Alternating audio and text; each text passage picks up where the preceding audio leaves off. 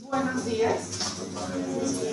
Para los que no me conocen, mi nombre es Carolina Rivera, yo soy médico genetista y agradezco la oportunidad en este espacio para hablar de una enfermedad huérfana que se llama la distrofia muscular de Duchenne. Quiero empezar con esta reflexión. Esta enfermedad es una de las más interesantes y al mismo tiempo una de las más tristes a las que hemos debido enfrentarnos. Interesante por sus características peculiares y su naturaleza misteriosa, triste por nuestra impotencia para influir en su evolución, excepto en muy escasas ocasiones, y por las condiciones en que se da. Es una enfermedad de la vida temprana y el crecimiento temprano, manifestándose comúnmente en la transición de la infancia a la niñez. Se desarrolla con el desarrollo del niño, crece con su crecimiento, de modo que cada aumento en la estatura significa un aumento en la debilidad y cada año lo lleva a dar un paso más en el camino hacia una enfermedad sin esperanza y en la mayoría de los casos a una temprana e inevitable muerte. Esto lo dijo Gómez en 1897. Algo de historia. Hacia 1852, Edward Mayon hace las primeras descripciones de la distrofia muscular de Duchenne. En 1861, Benjamin Duchenne describe la paraplegia hipertrófica de origen cerebral. Y luego, en 1868, él se da cuenta que esta entidad que él describió es realmente de origen muscular. En 1886, Bowers describe el signo de Bowers. En 1986, Kunkel ya aísla el gen de la distrofia muscular de Duchenne. Y en 1987, Hoffman identifica ya como tal la distrofia.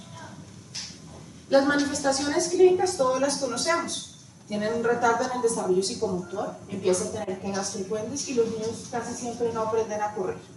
La debilidad muscular va a ser progresiva, va a tener dificultad para subir escaleras porque la debilidad es en los músculos proximales, va a tender a caminar en puntas de pies.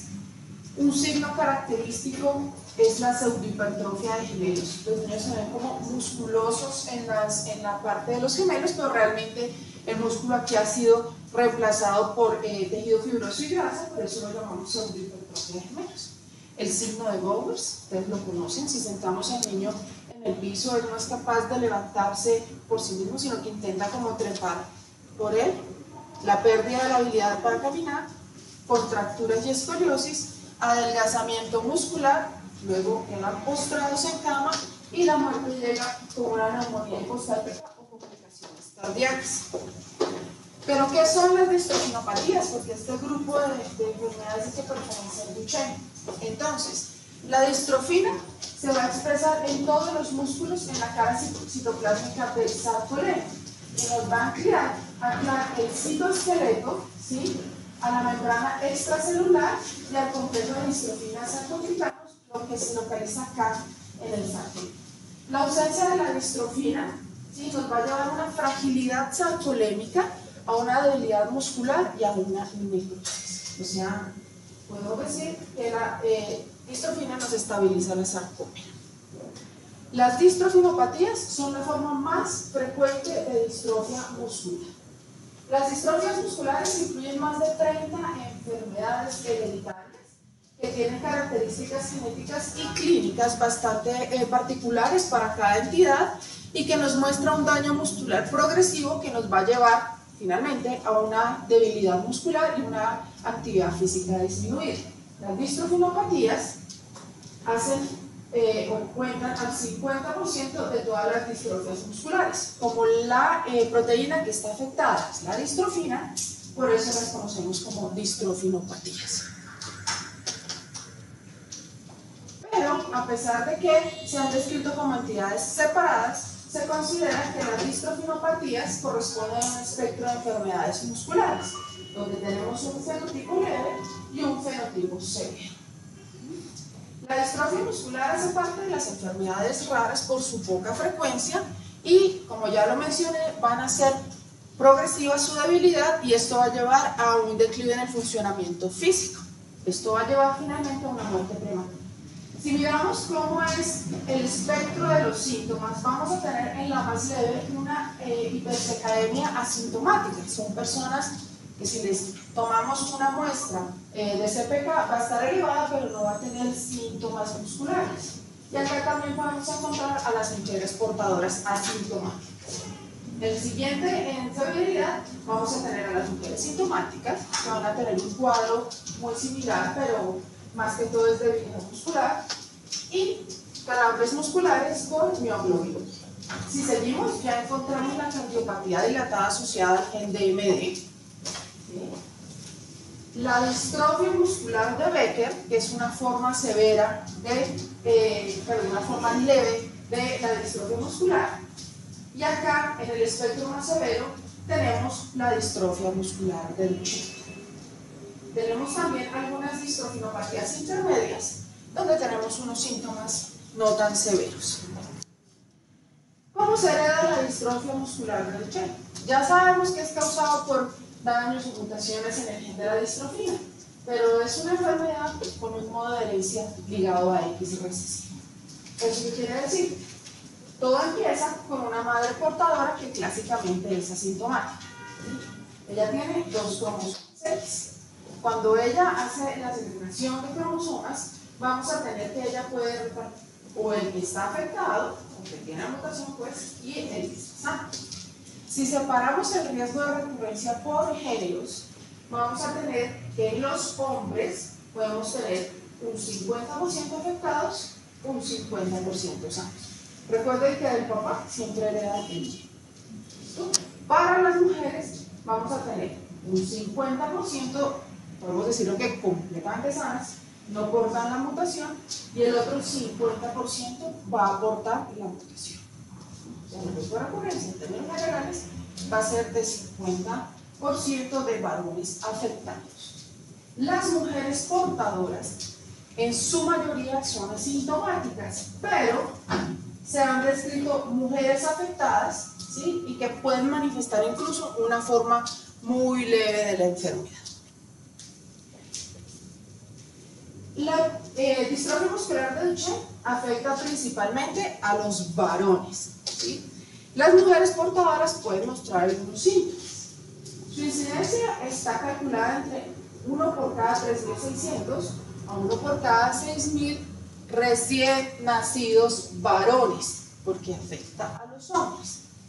Teniendo en cuenta esta definición, podemos decir que la distrofia muscular de Duchenne, ¿sí?, puede o entra dentro de la categoría que nuestro país considera una enfermedad rara.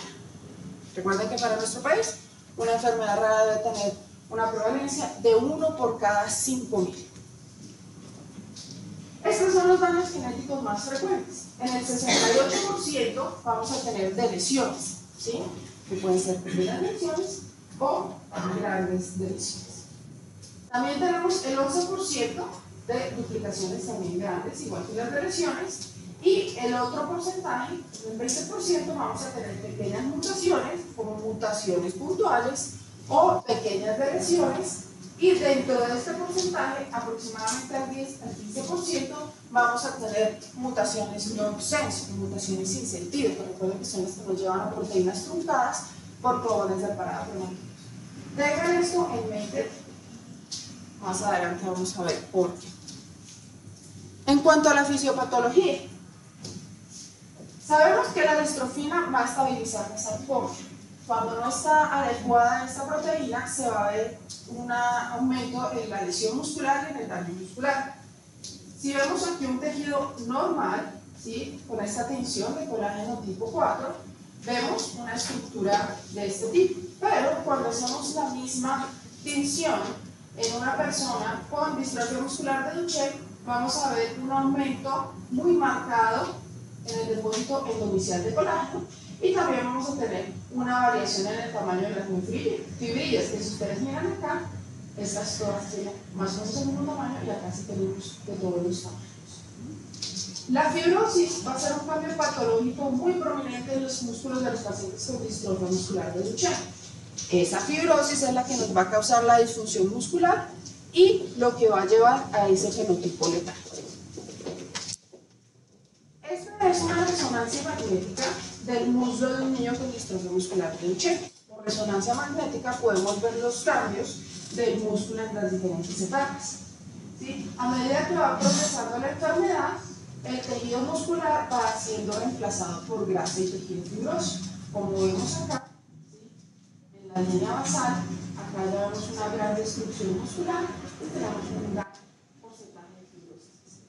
Y si lo comparamos con los 48 meses de toma de esta resonancia, vemos que la fibrosis ha aumentado constantemente. Entonces, no es un estudio de rutina, pero si ustedes lo desean, lo pueden hacer en los pacientes con distrofia muscular de Duchenne y van a encontrar estos cambios a nivel muscular. Eso pues obviamente también lleva a atrofia muscular.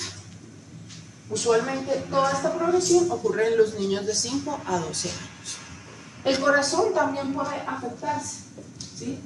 Aquí vamos a ver una fibrosis miocárdica que finalmente puede llevarnos a una disfunción cardíaca. A medida que va progresando la enfermedad, también vamos a tener una afectación de los huesos, sobre todo vamos a tener escoliosis tan severas como esta, por imbalance muscular, y también vamos a tener compromiso de los músculos respiratorios, ¿sí?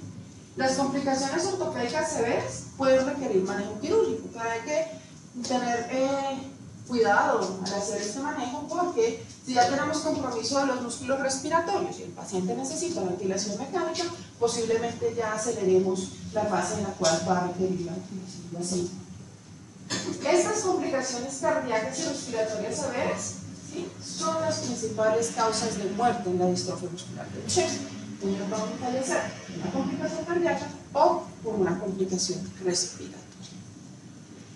Los niveles de CPK siempre van a estar elevados y pueden estar elevados incluso hasta rangos de 30.000 o 20.000, 10.000, ¿sí? En Becker pueden estar un poquito más bajos, pero claramente es una de las enfermedades musculares que más me eleva la CPK, ¿sí? Entonces, ¿qué nos quiere decir esto? Que si yo quisiera tamizar un niño para distrofia muscular de Duchenne, solo basta con hacerle la CPK, ¿sí? La voy a encontrar muy aumentada, eso me lleva a la sospecha diagnóstica y a hacer los estudios confirmatorios correspondientes. Pero la CPK puede estar elevada de manera fisiológica los primeros semanas después del nacimiento. Así que eso hay que tenerlo en cuenta si yo quiero hacer o utilizarlo como una forma de posible tamizaje neonatal, porque eso me va a llevar a un falso positivo. Así que debo esperar el tiempo apropiado para poder tomar la muestra. Esta CPK tan elevada, ¿sí?, a medida que progresa la enfermedad, igual permanece elevada, pero nos puede ir disminuyendo, ¿sí? Porque recuerden que esta se produce cuando hay destrucción muscular, y si ya no hay casi músculo que destruirse, pues los niveles de CPK van a bajar. Nunca llegan a estar en niveles normales de CPK, pero sí van a ir disminuyendo. Eso no quiere decir que la enfermedad esté mejorando, sino simplemente es la progresión o la historia natural. Esos niveles elevados de CPK se acompañan de transaminasas elevadas. Entonces, muchas veces los pacientes inician el estudio con una sospecha de una hepatopatía y realmente es la distrofia muscular de Duchenne. ¿Cómo progresa la enfermedad? Clásicamente se describen 5 fases, ¿sí? La fase presintomática, que va entre los 0 y los 2 años, donde podemos notar un leve retardo en el desarrollo psicomotor. La mayoría de los médicos no le ponen atención a esto y le dice a la mamá: tranquila mamá, todos los niños se desarrollan a su tiempo, pero esto es un signo inicial de la enfermedad. Luego tenemos la fase ambulatoria temprana, más o menos entre los 3 a 4 años, donde ya el niño tiene un frágil motor y hasta podemos ver que se debe caminar o incluso que no camina adecuadamente. Podemos en algunos pacientes tener algo de compromiso cognitivo porque hay una de las isoformas de la distrofina que se expresa a nivel del sistema nervioso central. También ya aquí puede estar presente el signo de Bowers, ¿sí? Y podemos ver ya las retracciones en el tendón de Aquiles y en los bíceps. Luego tenemos la fase ambulatoria tardía, más o menos de 5 a 8 años. El niño ya casi no se levanta, ¿sí? Vamos a empezar a tener aquí la aparición de las deficiencias cardiovasculares, la respiratoria y las gastrointestinales. Pueden tener estreñimiento, pueden tener disfagia y eso se puede empezar a presentar tan tempranamente como esto. Luego tenemos la fase no ambulatoria temprana, de 9 a 11 años. Aquí tenemos ya francas deformidades musculoesqueléticas, contracturas y el 75% tiene escoliosis. La terapia que se le hace a los pacientes, la terapia física, es para evitar esas contracturas, ¿sí? Aquí la terapia física tiene que ser muy pasiva y está destinada a este final, digamos así. Luego tenemos la fase no ambulatoria tardía en mayores de 12 años y aquí ya los pacientes están dependientes de silla de ruedas y a medida que siga progresando vamos a encontrar las otras complicaciones. Entonces, estos son los signos más visibles de la distrofia muscular de Duchenne que va a ayudar a sus cuidadores y a sus padres, ¿sí?, diagnosticar o sospecharla tempranamente. Entre el nacimiento y los primeros años y medio de vida vamos a tener un retardo en el desarrollo motor. No se puede demorar en sentarse, gatear, en pararse y en caminar. Como les digo muchas veces, estos signos iniciales son un poco ignorados, ¿sí?, porque piensan que puede ser que el niño no se esté desarrollando de forma por falta de estímulo o por lo que siempre dice, cada niño se desarrolla a su propia velocidad. Entre el año y medio y los 3 años vamos a tener los problemas ya en cuanto a la marcha y a la postura. El niño va a empezar a caminar en puntas, ¿sí?, o va a tener un pie plano. Ya tenemos la marcha característica que siempre se ha descrito como una marcha de impacto, con un aumento de la lordosis lumbar y la inestabilidad de la cintura pélvica. Aquí ya el niño se empieza a caer más frecuentemente y son descritos como niños torpes. Entonces son los niños que en el colegio juegan fútbol y se caen, cuando juegan con los amiguitos se caen y todo el mundo dice, el niño es torpe, pero nadie ha pensado en eso. Ya aquí empiezan a tener problemas para trepar o subir escaleras, recuerden que la debilidad es proximal y adicionalmente pues ya empieza a tener problemas para correr. Hacia el año y medio vamos a tener algo de retardo en el desarrollo del lenguaje. Entonces ellos se van a demorar un poco en decir las primeras palabras y también van a tener un retraso en poder utilizar frases completas, ¿sí? Tampoco le ponen mucha atención a esto porque todos dicen, bueno, si esto es una enfermedad motora, ¿qué tiene que ver el lenguaje? Pero ya tenemos acá dos signos, un retardo en el desarrollo motor y un retardo en el desarrollo del lenguaje. Hacia los 3 años y los 5 años, ya el niño va a tener mucha dificultad manteniéndose en los juegos con sus pares o haciendo las mismas actividades de sus pares. La debilidad muscular ya es bien importante y aquí claramente vamos a ver el signo de Rogers que aquí está esquematizado. El niño se acuesta, gira sobre sí mismo, queda en posición de gateo, luego se levanta con ayuda de sus brazos y por último trepa sobre sí mismo para poderse poner. Estos signos tempranos tan sutiles pueden ser claves porque nos llevan a un diagnóstico temprano y eso ahora es muy importante, tanto porque puede instaurar un mejor cuidado del paciente como eventualmente puede hacer una intervención farmacológica. Si yo sospecho la distrofia muscular de Duchenne, lo primero que puedo hacer es la medición de CPK. Si está entre los rangos descritos para el Duchenne, el siguiente paso es el estudio genético, que me va a confirmar el daño y la mutación. Y tenemos una herramienta desarrollada por la Academia Americana de Pediatría y el CDC que nos puede ayudar a los cuidadores y a los padres a identificar estas alteraciones en los hitos de desarrollo. Entonces, si vamos resumiendo, la pérdida de los hitos tempranos del desarrollo es predictor del deterioro futuro. La misma línea de tiempo desde el nacimiento hasta los 30 años. En los primeros meses y en los primeros años es fracto el desarrollo psicomotor lento. Luego vamos a tener dificultades para levantarse, ya sea del suelo, de cualquier lugar, pérdida de la habilidad para subir escaleras. Luego ya empezamos a tener el declive progresivo de la función ambulatoria. Luego ya tenemos la transición a la silla de ruedas y acá ya se nos están empezando a presentar las deformidades esqueléticas.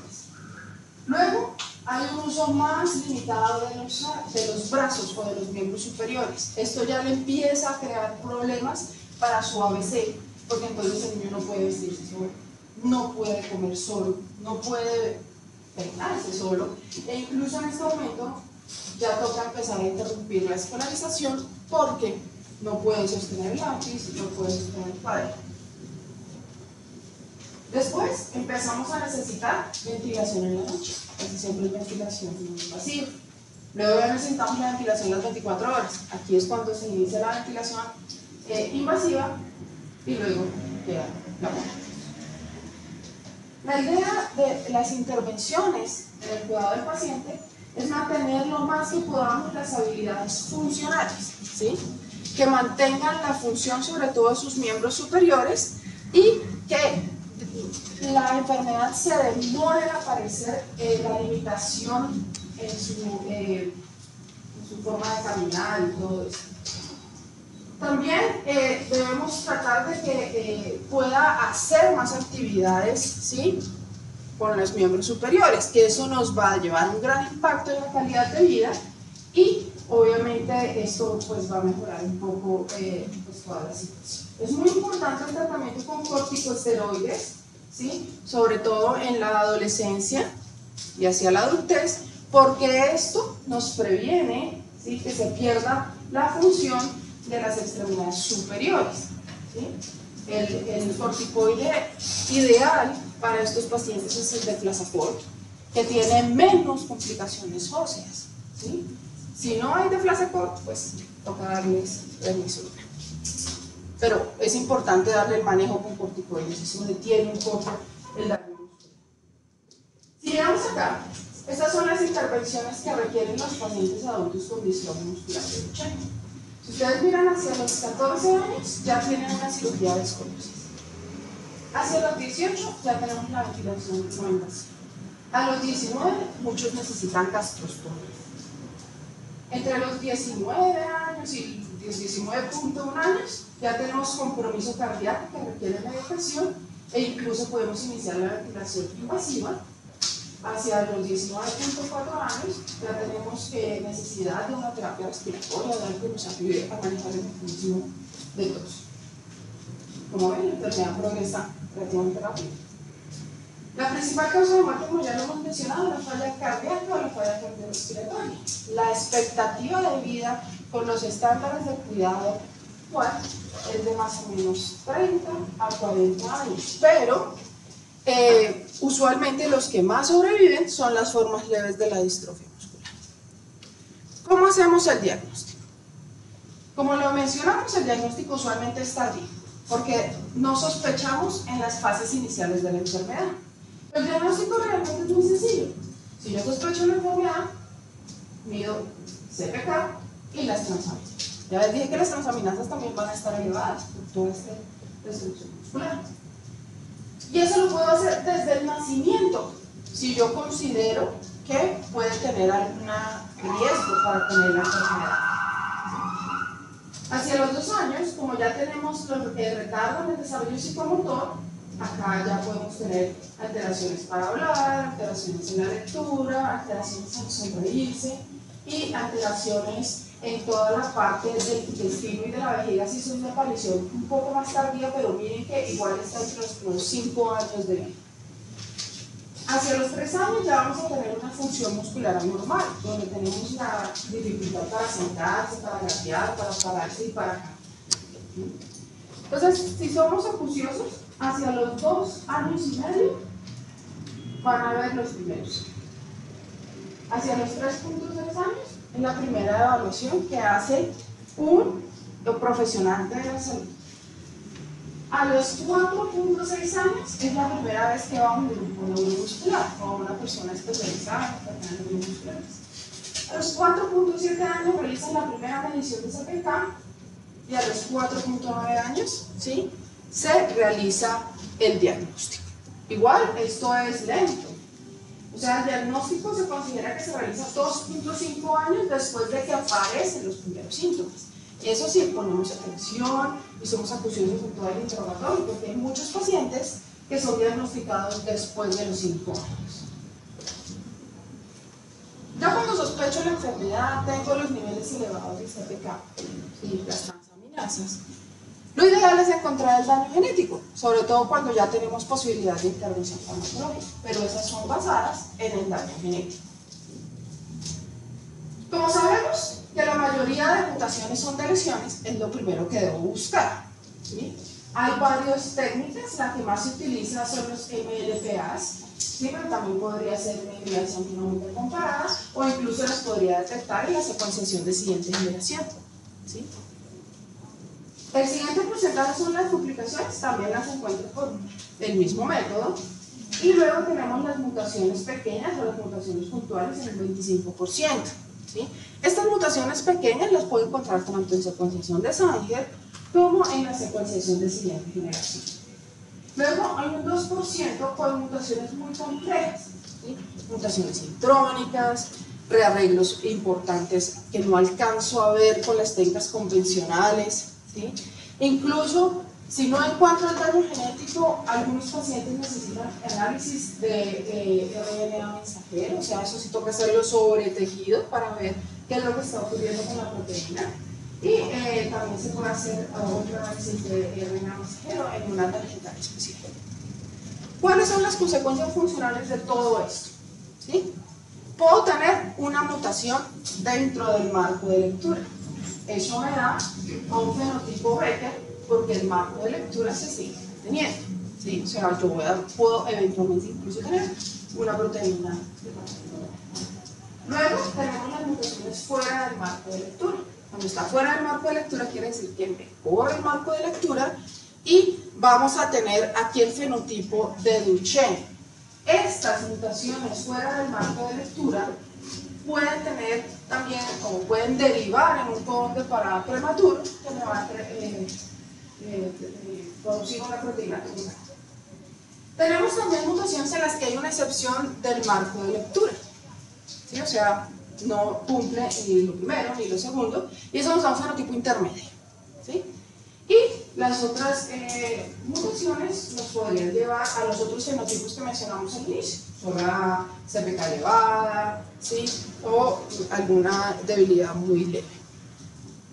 Pero hay que tener en cuenta que cada método diagnóstico tiene sus beneficios y sus limitaciones. La medición de CPK es bastante útil, es económica, está disponible en todos los lugares y me da la oportunidad de un diagnóstico temprano, pero no es específico de la distrofia muscular de Duchenne. Todas las enfermedades musculares, miopatías o distrofias nos pueden elevar la CPK. No en niveles tan altos como el Duchenne, pero igual la puedo encontrar elevada. Entonces, que yo tenga una CPK elevada no quiere decir que sea un Duchenne. El siguiente técnica molecular es la PCR múltiples, que igual también está disponible ampliamente en varios lugares. No es costosa, pero esta solo me va a detectar de lesiones y no me va a cubrir la longitud completa del gen. Así que tenemos que tener en cuenta eso si lo vamos a pedir. O sea, si este me sale negativo, no quiere decir que no tenga la enfermedad, simplemente quiere decir que no estudié todo el gen. Y este no es apropiado para la identificación de portadoras y para el diagnóstico prenatal, por lo que acabo de mencionar. Si yo miro todo el gen, puedo dar un diagnóstico errado. Luego tenemos los MLPAs para detectar de lesiones y duplicaciones. Este sí me cubre todos los exones del gen, pero no me identifica mutaciones puntuales, porque son muy pequeñas y no me alcanza. Este solo ve de lesiones y duplicaciones, y son de lesiones y duplicaciones de un tamaño grande. Tampoco me va a ver las de lesiones pequeñas, ni las duplicaciones pequeñas, ni las inserciones. Y esta técnica no está disponible en todos los lugares, entonces ahí tenemos una limitación. La hibridación genómica comparada también me puede detectar las de lesiones y las duplicaciones, me cubre todos los exones del gen, pero lo mismo, tampoco me identifica las mutaciones puntuales, ni las pequeñas de lesiones, ni pequeñas duplicaciones, tampoco está disponible en todos los lugares. Luego tenemos la secuenciación de siguiente generación. Esto es lo que reemplazó un poco a la secuenciación convencional, por lo que es más económica y mucho más rápida. Aquí sí vamos a ver todas las mutaciones. Me cubre todos los exones de MD. ¿Sí? Como les digo, esta técnica también me puede detectar de lesiones y duplicaciones pequeñas. ¿Sí? pero pues necesitamos que la hagan laboratorios especializados, ¿sí?, en el análisis de este gen. Y tampoco está disponible en todo el mundo. La otra herramienta que tenemos es la biopsia muscular, ¿sí? Acá yo lo que quiero evaluar es la presencia de la distrofina, ¿sí? O sea, si yo le hago una biopsia muscular y me reportan atrofia de fibras musculares, fibras tipo 1, fibras tipo 2, pues no avancé mucho en el diagnóstico. Así que yo tengo que hacer la función inmunohistoquímica para ver si hay distrofina. Eso es lo que tengo que tener en cuenta al momento de hacer la biopsia muscular. Si no tengo disponible esa tinción, es mejor que no haga la biopsia muscular. Es invasiva, ¿sí? No me identifica el daño genético, ¿sí? Y adicionalmente yo necesito al paciente tomarle una muestra de músculo que tiene que ser muy bien seleccionado, digámoslo así.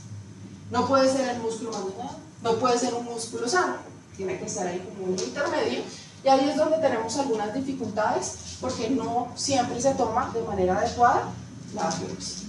Como les digo, esto se deja para última opción, ¿sí? Y la idea es que si yo le voy a tomar una biopsia muscular al paciente, le haga todos los estudios disponibles: microscopía convencional, electrónica, las tinciones convencionales, las tinciones específicas, la inmunohistoquímica. ¿Sí, no? Preferiblemente. Este es el estándar de cuidado, ¿sí?, actual para la distrofia muscular de Duchenne. Siempre debe ser un manejo interdisciplinar. Debemos tener un manejo neuromuscular, de preferencia en un grupo que maneje enfermedades neuromusculares. La rehabilitación. También necesitamos acompañamiento del endocrinólogo, del ortopedista, nutrición y gastroenterología, rehabilitación respiratoria, la vigilancia cardíaca y el cuidado psicosocial, porque esta es una enfermedad que no solo afecta al paciente, sino a toda su familia. Pero ya tenemos otras opciones de tratamiento. El estándar de cuidado actual no me va a causar la causa subyacente de la enfermedad, que es el daño genético, ¿sí? Así que vamos a tener diferentes aproximaciones terapéuticas que pueden o están dirigidas hacia varios lados. Unas muy importantes son las que me restauran la distrofina. Tenemos una que se utiliza para codones de parada prematuros, o sea, mutaciones puntuales que me llevan a codones de parada prematuros, ¿sí?, en el tiempo. Ojo con esto, tiene que ser una mutación puntual que me lleva a un codón de parada prematuro. Si lo que tiene el paciente es una mutación, ¿sí?, que me corre el marco de lectura y después me lleva a un codón de parada, esta terapia no es la adecuada.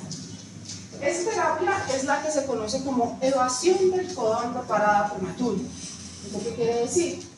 El medicamento o el fármaco, podemos decir que cubre ese codón de parada, la polimerasa coloca cualquier aminoácido y yo restauro la longitud de la proteína. Como se coloca cualquier aminoácido al azar, ¿sí?, no quiere decir que la distrofina sea 100% funcional, pero por lo menos ya tengo la cantidad de distrofina. Y lo que hago es disminuir la severidad del cuadro clínico, ¿sí?, y hacer que todo esto evolucione más lentamente. Pero obviamente el beneficio es más evidente si el diagnóstico es más temprano. Esta terapia la tenemos disponible en el país. Tenemos la otra que se llama exon skipping. ¿Esto qué hace? Hace que cuando tengamos un paciente con una lesión, ¿no?, el medicamento hace que se brinque ese pedazo y, ¿sí?, se restaura la longitud de la distrofina, ¿sí? Entonces acá utilizamos un DNAs o RNAs modificados sintéticamente, ¿sí? Solo funcionan de lesiones. Y hay varias de lesiones en las cuales pueden funcionar.